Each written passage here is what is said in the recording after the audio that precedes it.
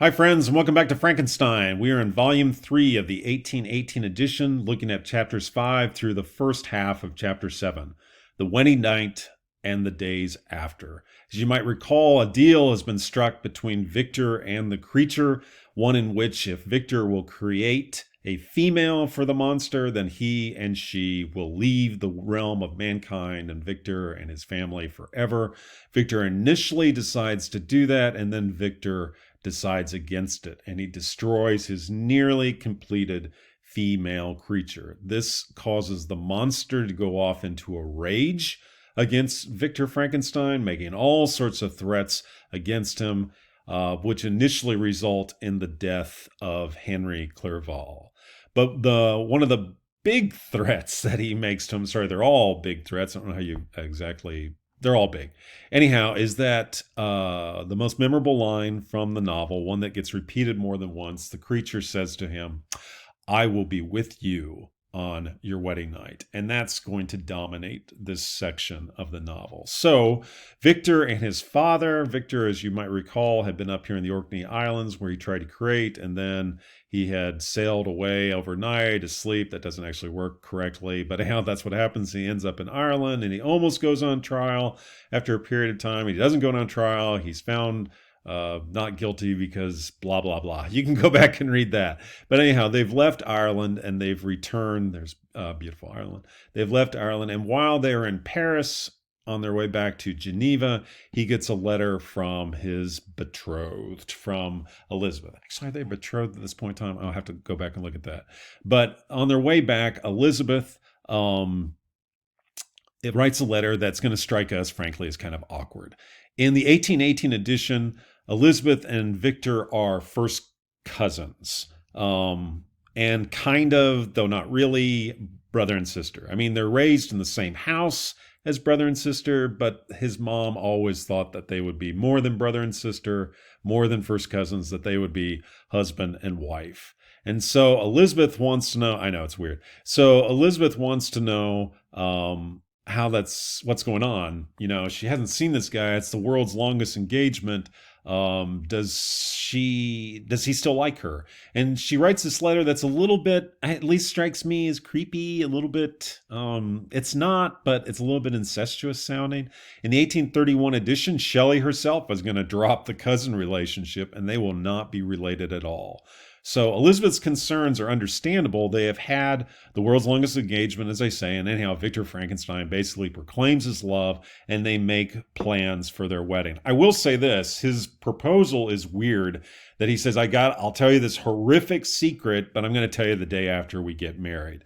It makes sense because he thinks that he'll have killed the monster on his wedding night, and thus he'll be able to tell Elizabeth all about it with that threat gone. But still, who would really enter into that relationship? Elizabeth must be head over heels in love, and indeed they do get married. Like in the last chapter where we had a build up to a trial that doesn't really ever happen, here we have a build up to a wedding that basically takes place off the page. All it says is after the ceremony was performed. So they do get married, and that's all we get. So Victor's happy. And if the novel teaches us anything, it's that when Victor's happy, something horrible is about to happen. The monster's going to come crashing in. They leave Geneva and the wedding ceremony for a scheduled one-night honeymoon across the lake. Victor is a nervous groom on his wedding night, but he's nervous because he believes the monster is going to try to kill him that night. This is going to be it. He'll kill me or I'll kill him. Either way, it's going to be over. He has a gun, and he knows that the monster can be hurt because if you remember back in Volume 2, the monster told him about how he had been shot once and how the shot had seriously injured him and took him weeks in order to overcome that. So while Victor is on patrol that night, looking for the monster attacks, but the monster does not attack Victor. The monster attacks Elizabeth. The monster did not intend, I'll be with you on your wedding night. He didn't intend to kill Victor. He intended to kill Elizabeth. So Victor, and that's what happens. In a sad moment, Elizabeth is killed. she dies. Victor passes out. He wakes up, and when he goes to look in on the corpse of his wife, he sees the monster through a window, and the monster is grinning. Again, if you're sympathetic towards the monster, you have to also keep in mind this other stuff in which he is not a sympathetic character. He's sociopathic. He's grinning. You might remember, too, that when he killed William, he told Victor that he clapped his hands. I mean, like he was happy that he killed him. It's understandable, but it's not right. If the monster won't have a mate, the monster decides that neither will Victor. So what happens, there's a bit of a chase. Victor must have told the people something about the size of this creature and how he jumped into the lake. He's very agile, very athletic. They think it's part of his grief. Anyhow, the monster gets away. What's also sad, of course, is that Alphonse is terribly hurt by this situation. He wastes away and he dies, leaving only Ernest, who disappears from the narrative. For some reason, the monster does not go after Ernest. Now, as we continue on, though, we see that Victor finally tells someone the truth. Remember why he hadn't told anyone when William was killed and Justine was being placed on trial. Victor could have told someone then about what the monster was, but he said he decided against it for two basic reasons. One, no one would believe him, and two, who, if they did believe him, what could they do with such a creature? Could they actually capture him? So Victor tells a magistrate about this, a town official. And it's an interesting moment. The magistrate seems to kind of go back and forth in his own mind over whether to believe him. At least that's my reading. You might see it differently. And he finally settles on the idea that Victor is mad. Which raises one thing. We sometimes think about Victor as the mad scientist, right? For creating this monster, for taking on the role of God when he should not have done it. I think that's a valid thing to consider. But there seems to me in this section, there seems to be, and it's been in the novel for a while for sure, there seems to be another kind of madness that takes over. And it's a madness for revenge, something that his father had actually warned him against.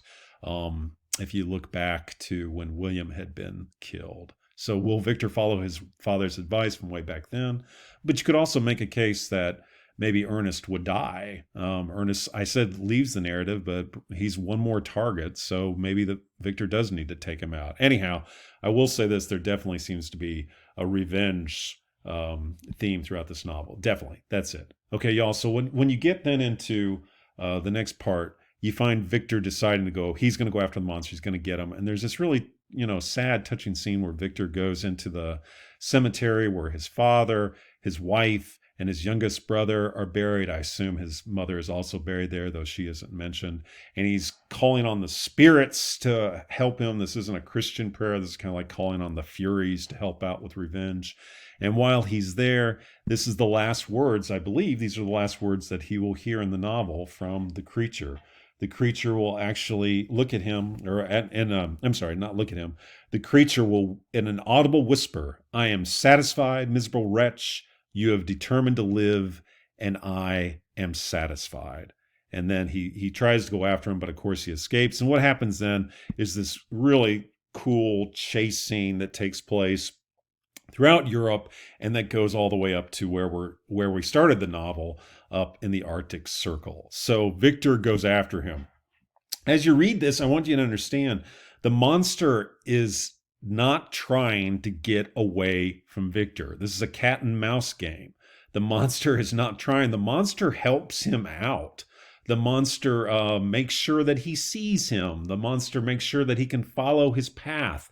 The monster leaves behind food for him, and the monster even leaves behind notes. Does the monster want to kill him?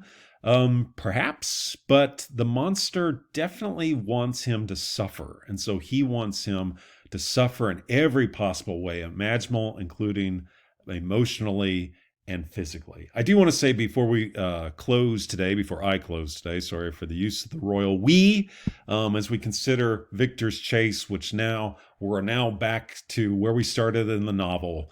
Victor is up in the Arctic Circle. Anyhow, Victor ends right before you get into Walton in continuation, August 26, 17 where the device of the journal or the letter takes over. I just want you to note that last paragraph where Victor warns Robert Walton, he says, listen, he didn't say listen, here's the quote. He is eloquent and persuasive, and once his words had even power over my heart, but trust him not. His soul is as hellish as his form. So does he have a soul? Full of treachery and fiend-like malice. Hear him not.